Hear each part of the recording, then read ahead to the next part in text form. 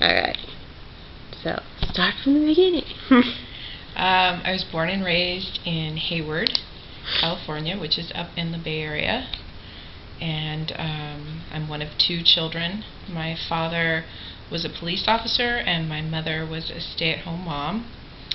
And I went to Catholic school for 8 years, and went to public high school, which was so awesome, for 4 years.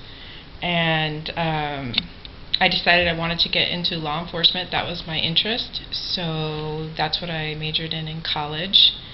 And then I didn't finish my college because I ended up getting a full-time job in law enforcement, and I always intended to go back because that's what you do, and I never did.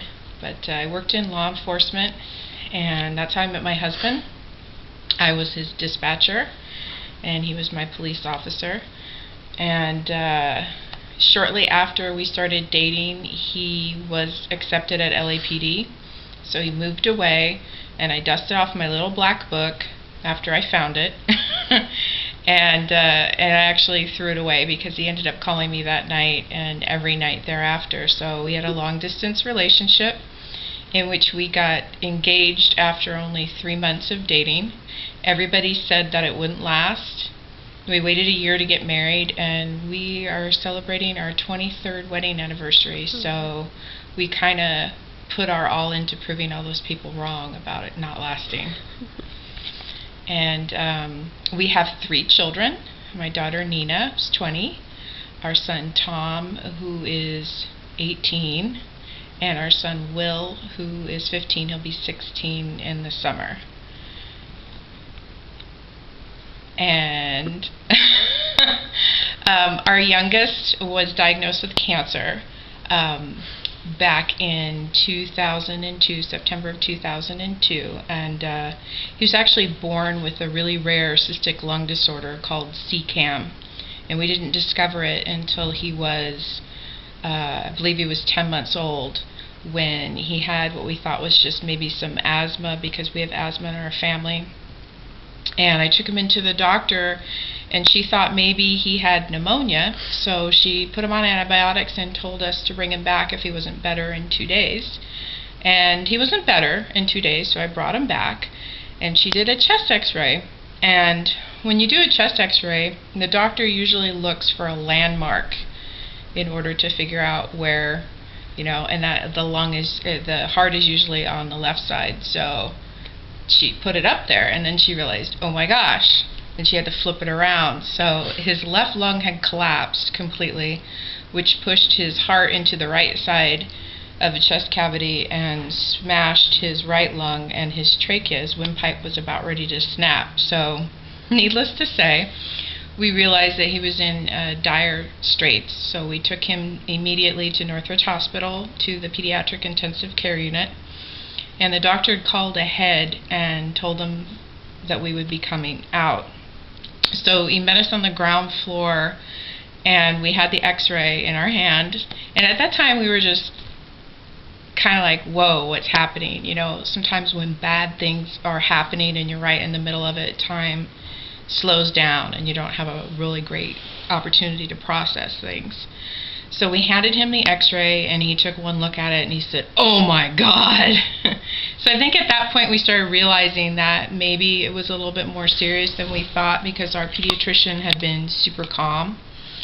And so they took him upstairs and took him into one of the rooms, and they had us wait out in the hallway, and they cut a hole in his side and stuck a chest tube in there to try to get the air to escape, thus making the air out of the chest cavity, the lung reinflate, and the pneumothorax, which is what it was called, tension pneumothorax, to resolve. So they cut him open, put the tube in there. We could actually hear him screaming because they didn't put him out for it. And we could hear this whoosh of air going out. And I just remember sitting here thinking, how could this have happened? How could, something like this happen? And they did more imaging on him. They did a CT scan. And in the CT scan, they noticed that he had more of what they were calling were blebs. And what they were actually were called nematoceles, and they're little parts in the lung where there's small air pockets and cysts, lung cysts. So they're trying to figure out what it could be, and luckily we had a doctor that didn't have a huge ego, so he called a lot of people, and we still couldn't figure out what it was. So he was in the hospital for less than a week, and they did another CT scan to see if the pneumothorax had resolved itself, and it hadn't. And so it looked like it wasn't, and they didn't know what to do about it because there was nobody else to talk to, so they just sent us home. And during that time, we were trying to figure out what we were going to do, and we actually were able to get in to see a specialist, pediatric pulmonologist at UCLA. His name is Dr. Platzker.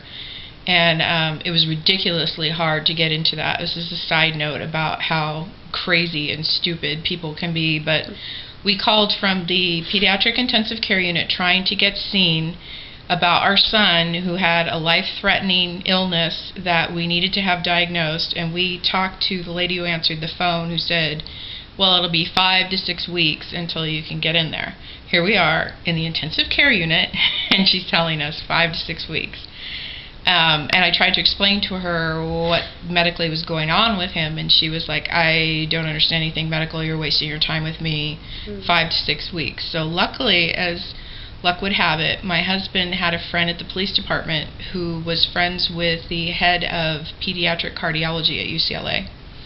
And that guy ended up being friends with the head of pediatric pulmonology. So one made the phone call to the other, and to make a long story short, on a Friday we learned that we would be going in on Monday to see them first thing. So we went in on Monday, and we were in the exam room waiting for the doctors for 3 hours. And when they finally came in, there were 3 of them, and they walked in and they told us that we needed to probably sit down, and then they told us that the disease didn't fit the criteria of any disease that they had known of. And that scared me because one of the guys was really old and was not a spring chicken. So for me, he had never seen anything like it before. So, what were we going to do? Well, there was really not much that they could do because all they had were these imaging things to do, which can only tell a part of the story. So less than, I think, about 4 weeks later, he started with the same symptoms again, and we took him back to the hospital. And at the time, when I brought him in, and you have to understand that Will just never presented like he was supposed to. The first time that we brought him in and he had attention pneumo, he should have been in respiratory distress or cardiac arrest. But his heart rate was normal, and so was his pulse ox. So he appears to be healthy, but when you look closer with the imaging, it's all, if it were you or I, we would be probably dead. So they didn't want to do X-ray imaging on him because they didn't want to give him radiation. So I had to push to have it done. They thought that he just had a cold. So they actually did the X-ray, and 75% of his lung was collapsed. And I can remember the doctor saying to me, "Good call, Mom." And I was just like, ah. So we prepared for more of the same. We thought it was going to be exactly the same way it was just weeks prior. And this time when they tried to cut in, they put the tube in there. There wasn't any exchange of air. And he ended up getting worse and worse. And his heart rate was really, really high, and his pulse ox was really, really high. So we knew that it was kind of getting bad. And as the hours went by, it was like 100% collapse again. And so they started trying to decide what they were going to do. And one of the things that they thought they would do would be taking him into CT scan and having a needle go in and then trying to puncture to get the air out, maybe if it was trapped inside the lung. And at the last second, they decided not to do that, and they contacted the people at but at UCLA, and they said you should have it surgically removed. So he had major lung surgery right before he turned 1, and so they cut him open on his side.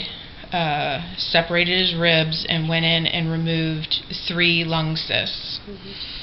And once those lung cysts were removed, they did an immediate test to see if there was a malignancy. They do this frozen section thing right there in the operating room, and it came back, preliminary results, it came back with no worries.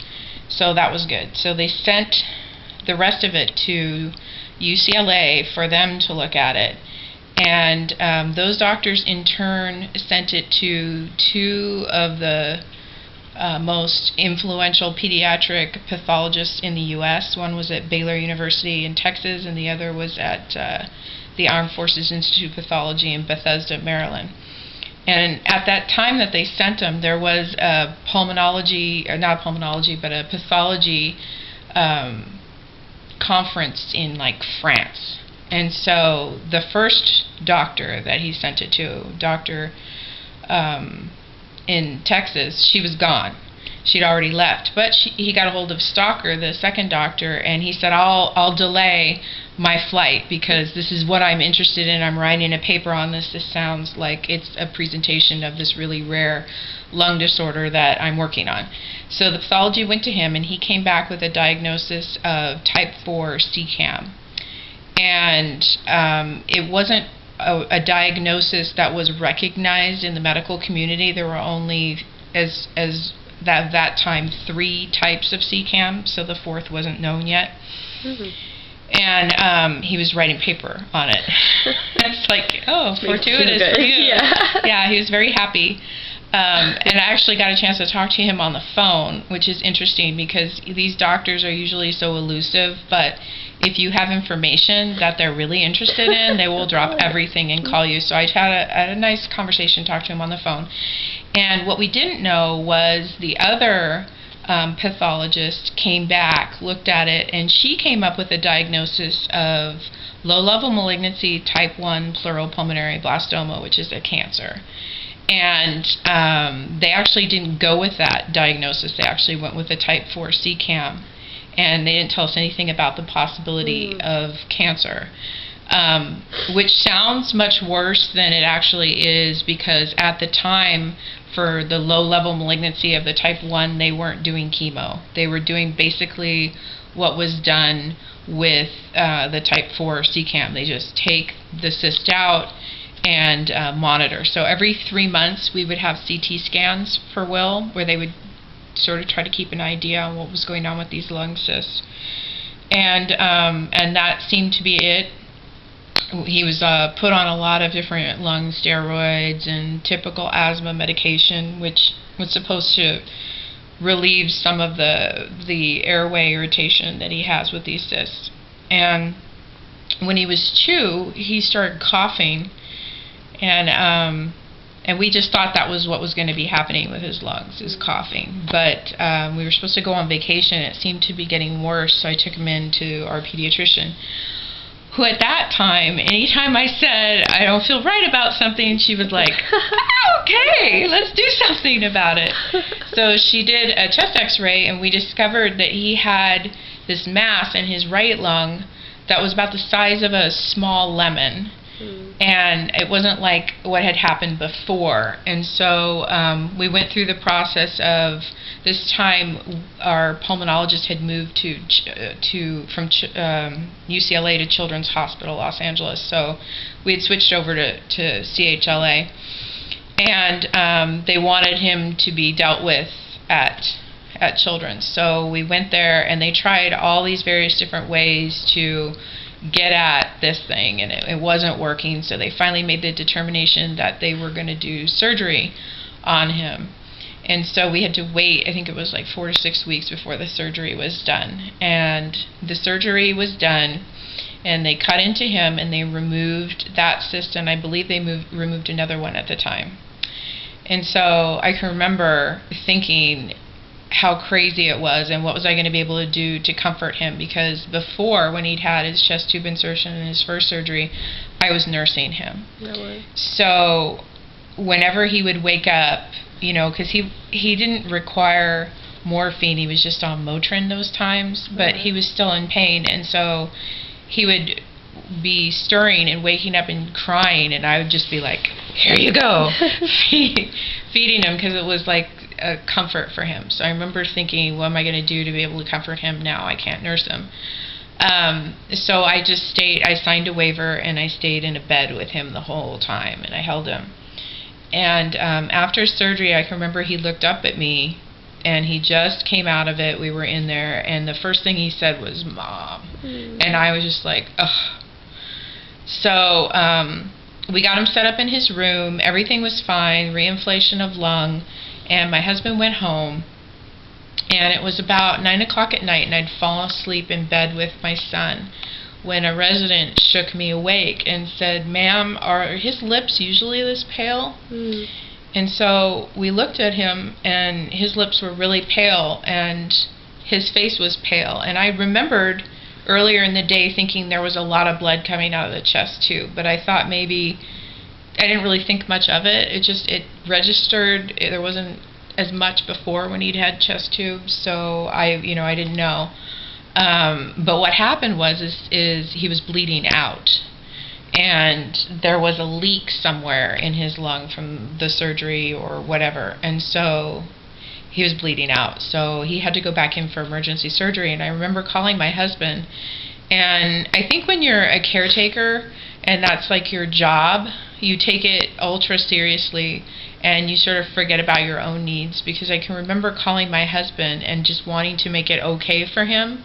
My mom was with our kids, and so I was just being really calm. Yeah, he's got a lot of blood, and we need to do a transfusion. They're going to transfuse him right now. And I remember being super calm.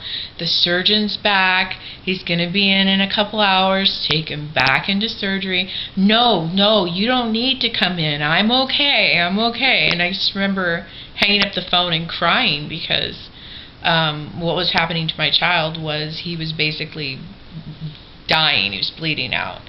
So the surgeon came back in, my husband came out, and he talked to us, and he took us aside, and he told us, sometimes we can't fix the leak. And what he was telling us was there was a chance that they weren't going to be able to find and fix the leak, and in that case he would die. And so he allowed us to walk with our son to the door of the operating room and say goodbye to him. So we did that, and we just kept thinking the whole time, how many times are we going to have to do this? How many times is he going to have to do this? It just seemed really crazy that all of these things were happening to him. So we sat in the room and we waited for hours and hours and hours, and I paced and I walked around and I cried and I screamed and I did all those things that you swear you're not going to do because you're going to remain calm. And then they came in and told us that they fixed the leak. So we went back in, and it was just like rewinding of the day before, because he's in there, he opens his eyes, he looks up at me, and the first thing he says is, Mom. And that was it for me. I was just like, ugh. So he healed really quickly from that, and part of the reason why he healed really quickly from that is when you have surgery, a major lung surgery like that, you have a lot of clots that happen. And so when they had to go in the second time, they just vacuumed out those clots. And so he ended up healing faster. So his original surgery was on a Monday, then he had surgery on a Tuesday, and he left the hospital on Thursday. Oh, wow. And it was really kind of funny, because we had this, I guess I'm going to be nice and say rather harsh nurse. And William didn't like her because she wasn't nurturing. And so I was holding him, and we were talking about wanting to get out of the hospital. And she said, well, the only way that he'll be able to get out of the hospital is if he walks. And at that time, he fought me, and I put him on the ground, and he stood up, and he ran out the door and down the hallway. So he wanted to get out of there. Yeah, so even though he's 2, I think he understood what was going on. Either that or he's very intuitive. So we went home, and things just kind of, went about as much as normal as possible. And then 2 weeks after his 4th birthday, he started having symptoms again on his left side. And I I remember he was supposed to start preschool just in a couple of days, and we had gone shopping for a backpack for him. And because it was his first time away from me, we'd made this big deal about how a big boy going preschool, so he was really super excited about it. But then I noticed that there was something going on with him. And what was interesting was before this even happened, I had begun researching various cancers that were associated with his cystic lung disorder. And I don't really know why, but I just did. Maybe because I'm worst case scenario Sue, or maybe it was just something intuitive.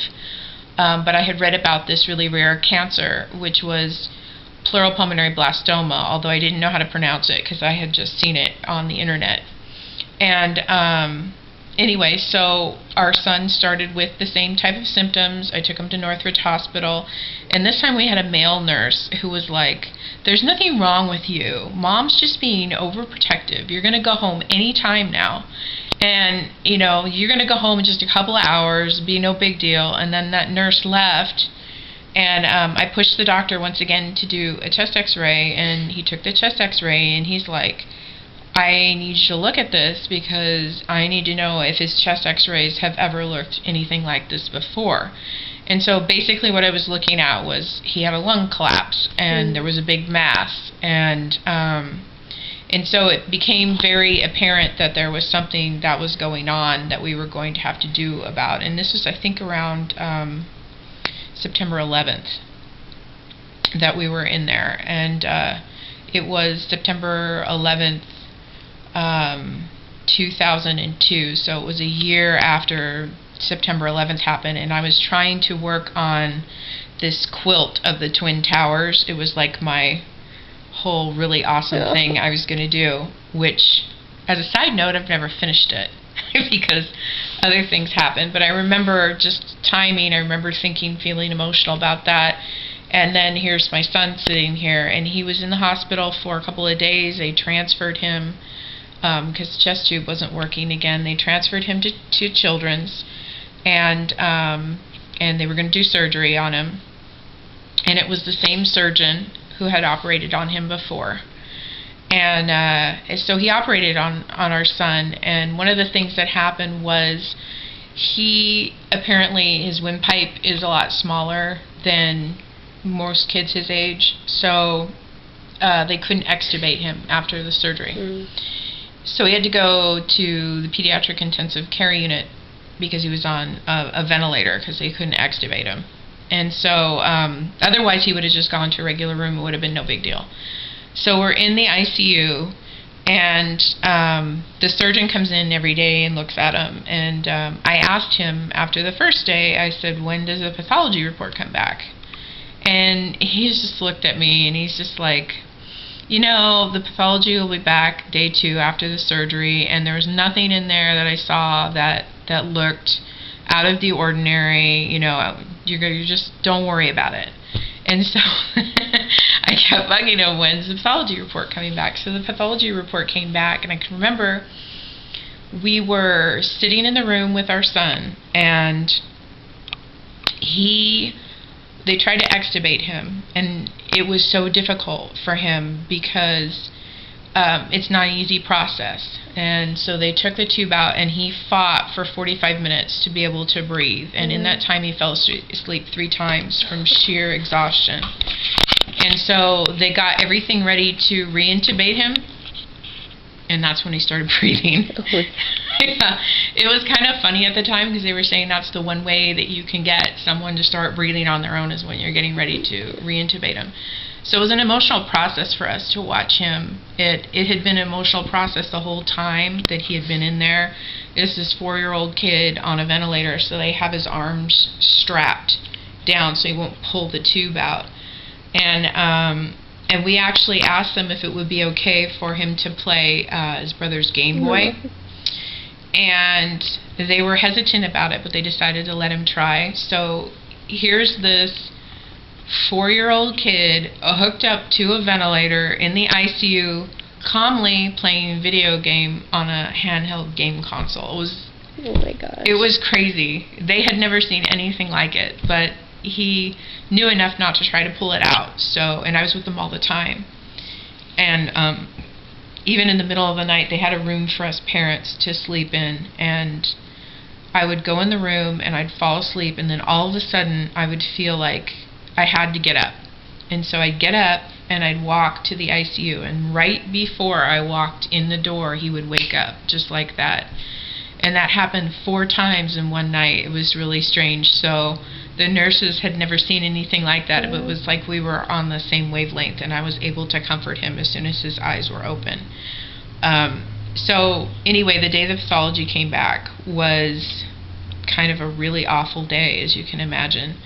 My husband and I were standing in there, and we were feeling bad for all of the other kids that were in there that had these catastrophic illnesses. There was a girl that had drowned. Another, I don't know, there was all these people, all these parents that we were looking at with such pity and compassion.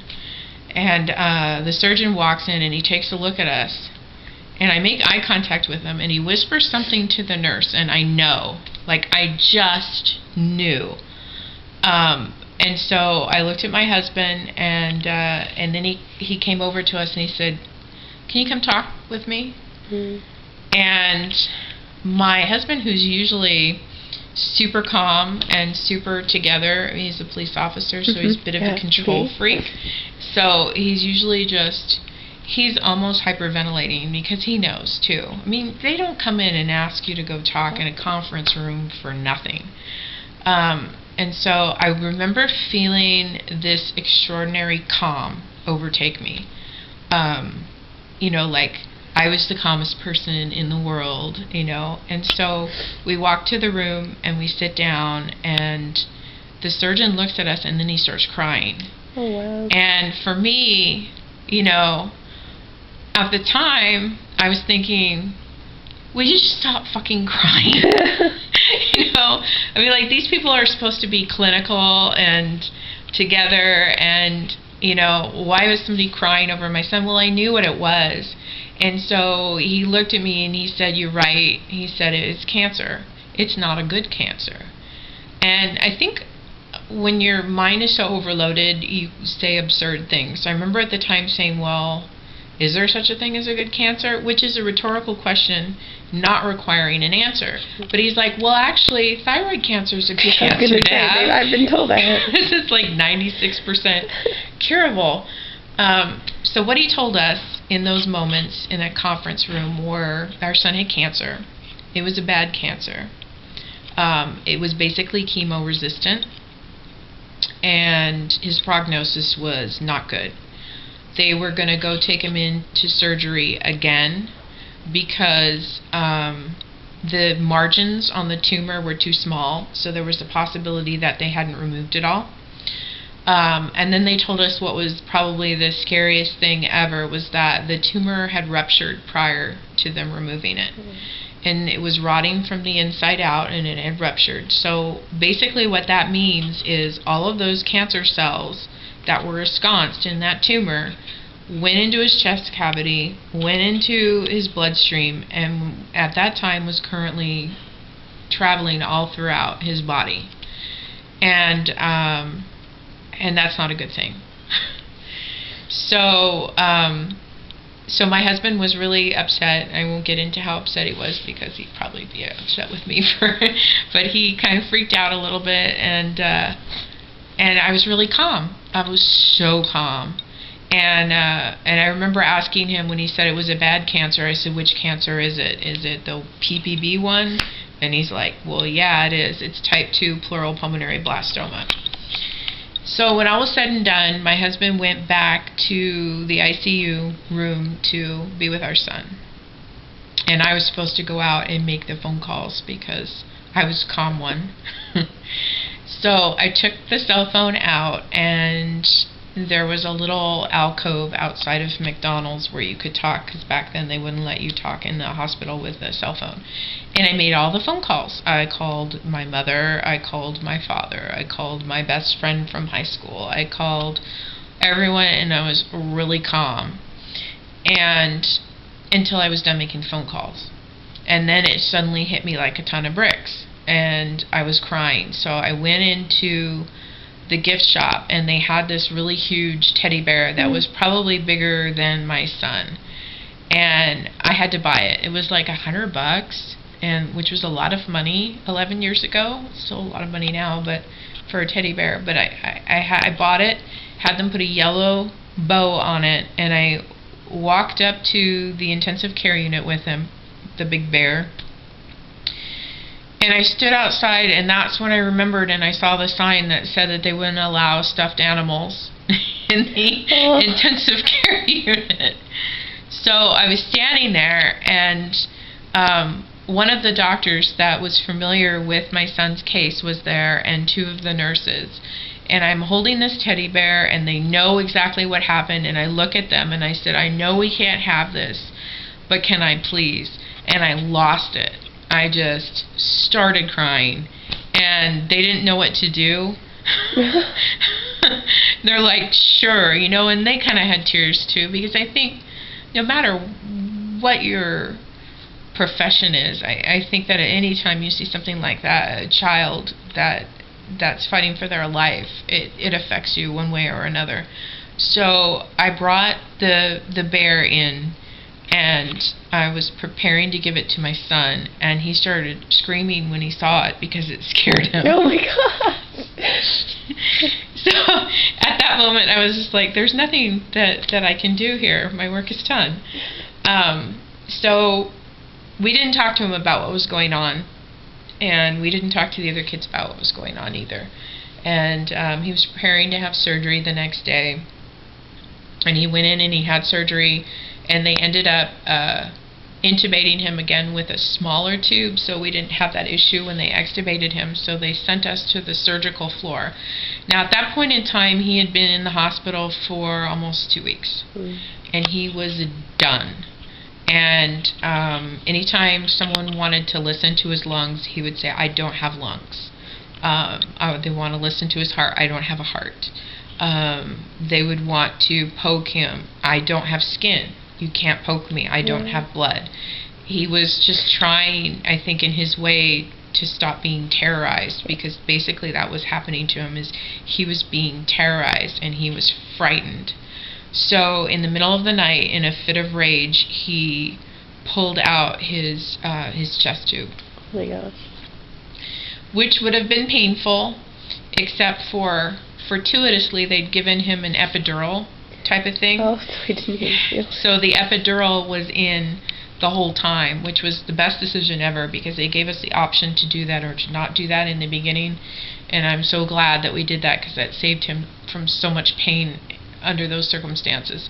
So I woke up in the morning, and I got out of bed, and I looked, because I slept with him when I was there, and I looked and I saw that the chest tube was wrapped around the IV and the leads, and it was, I couldn't see where it was going, but it looked like it was going to the right spot. And I was like, well, that doesn't look right. That's not supposed to happen. So I pulled it up, and there it is. It's got the little stitches at the end of it, and I thought, oh crap. Yeah. Because if that happens, it could kill, the person. If the lung, the hole in the lung has not healed properly, that can cause a pneumothorax, which is what he'd had before. So I remember these people were like the B team. You get the A team, that's really great, and you get the B team, which is crappy. And we had the B team, and so every time that you would call for something, it would take them forever to get to you. And so I binged, and they're like, yes, can we help you? And I said, my son pulled his chest tube out, and I hadn't even had the opportunity to say the t yet, and I could hear these sneakers squealing around the corner, and there's 3 people running in, and they're monitoring his vitals, and they're screaming to have the portable chest x-ray up so that they can make sure that he's not having a lung collapse. And so it ended up turning out okay, and everything, which was really great. And the pulmonologist came up later and took a look at it and said, boy, he could really teach some of our residents how to pull out chest tubes, because that's how they do it. They just take it out. They pull it out, and they don't God. even put you out to do it. They don't give you any. That's what I had to watch for him before. They just pull it out, and they're screaming because it's stitched. It's stitched to the side here, and it's stitched inside too. Oh my so it's like God. ripping a part of you out. So he recovered from his surgery in the hospital and then went straight to the 4th floor. And we had been in that hospital before, and usually on the 5th floor, surgical waiting rooms. And whenever before that time, the elevator would stop on the 4th floor and people would get out, you'd see this really colorful area. We'd always thanked God and thanked our lucky stars that no matter how bad it was, we weren't on the cancer floor in the past. And then suddenly here we were on the cancer floor. And we started chemotherapy, and it was really difficult on him to go through that because he had been terrorized the 2.5 weeks before, and he still hadn't had a chance to see his siblings yet at that time, which was hard on all of them. It was really hard on them. So we tried to decide how we were going to handle explaining to him how he was going to have to go into the hospital. His chemotherapy was scheduled for 6 months. And he would have 2 different cycles, cycle A, which was 3 chemotherapy drugs, and cycle B, which was 2 different chemotherapy drugs. So he was on a total of 5. And they would alternate. So he would go in for cycle 1 and then recover for 3 weeks and go in for cycle 2. And so that was the way that worked. And so we had to go in and listen to our oncologist, he said one of the things that I've never been able to forget, which I think is so true, and I think most cancer families know this, is one of the first things that he said to us is cancer is a disease of the family. There's one person who has a physical manifestation of the disease, but everyone else suffers. And the dynamics are unique when it's a child that's going through the cancer, because the siblings are the silent victims, and they go through cycle of anger at the child who's sick, and jealousy because that child's getting so much attention, and frustration because they're not getting that type of attention. And then it quickly turns to guilt, and it's just this vicious cycle: anger, sadness, guilt, anger, sadness, guilt. And the parents, they don't know what to do, because the only thing that they can do is try to do everything to have their sick child well, while maintaining a balance for all the other crap that happens in life. And grandparents, it's difficult on them because they're looking back at life with all of the years that they've had opportunities to do this and that, and that they've had, all the mistakes that they've made, all the good things that they've done, and here is a 4-year-old child that might not make it to his 5th birthday. And so I think that it impacts families differently and puts them in a place where they're powerless. They can't do anything. There was nothing that I could do. There was nothing that my husband could do. When your child falls and hurts themselves and skins their knee, you can put some wash it off and put some antibacterial goo on it and a Band-Aid, and know that you've done everything that you can to help that child specifically. But when your child is going through a disease where they might not make it, and then you have to sign off on these 5 drugs that are going to cause catastrophic things to happen to them anyway, because basically they're pumping poisons and toxins into a child. And if you were to do that outside of a medical thing, that would be abuse. Yeah. And so the lines are blurred there. And we had to learn about how our son would have heart damage, most likely, hearing damage, cognitive issues from chemo, So basically we were signing off on torturing our son and ensuring that if he did live, it was going to be complicated life for him. And so we had really no choice, because that's the only choice that you have at the time. So we signed the paperwork, we went in, and the first time that they hooked up the chemo to him, it was sort of a shock for us, because we thought we were prepared. And the nurse comes in and she's wearing all this protective gear. She's got protective eyewear, she's got this blue gown, and she's got these gloves, because it's hazardous waste, hazardous materials that you're carrying. And that was going to go into my son, my little tiny 4-year-old son. All of that was going to do that.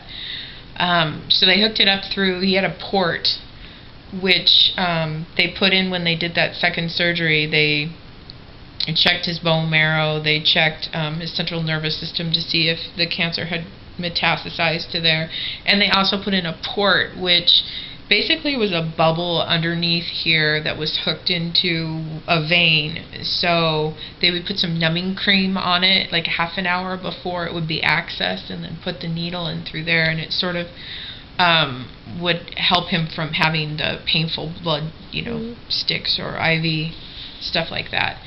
So they hooked it up to his port, and sitting there in the bag, and he was asleep at the time, and I was holding him, and my husband was sitting on the bed, and we watched as the poisons made its way down through the tube, and just before it went into his vein, I could remember thinking, oh my God, like, that to me,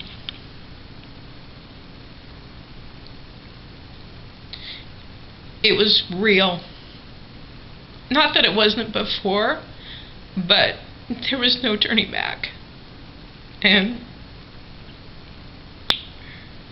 I knew that we were going to have to hurt him in order to heal him. So we went through with that 3 days, and he got out of the hospital, and we had to explain something to him. So before his treatment started, we told him that he had cancer.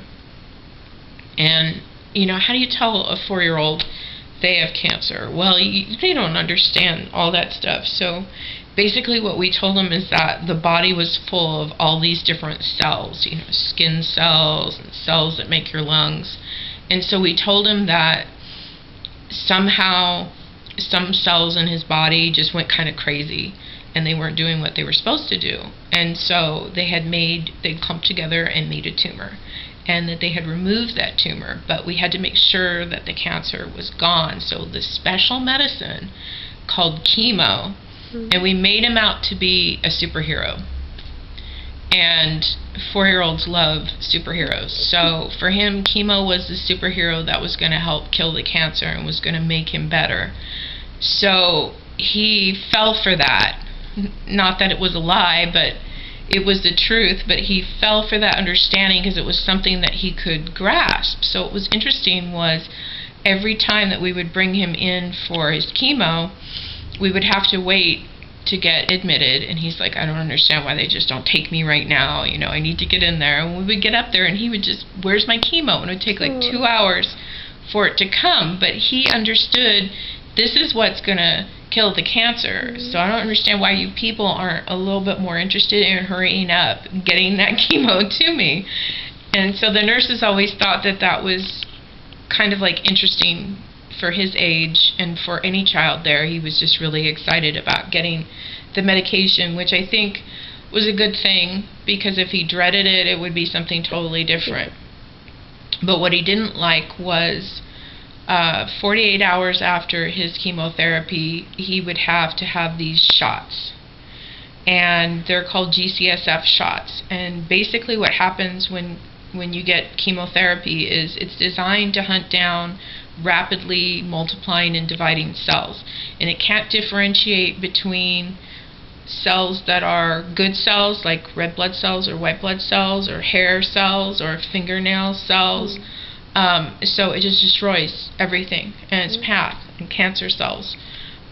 So that's why you see people going through chemotherapy without hair, They have no hair because those are rapidly multiplying and dividing cells. And sometimes you see them without fingernails. It's the same thing.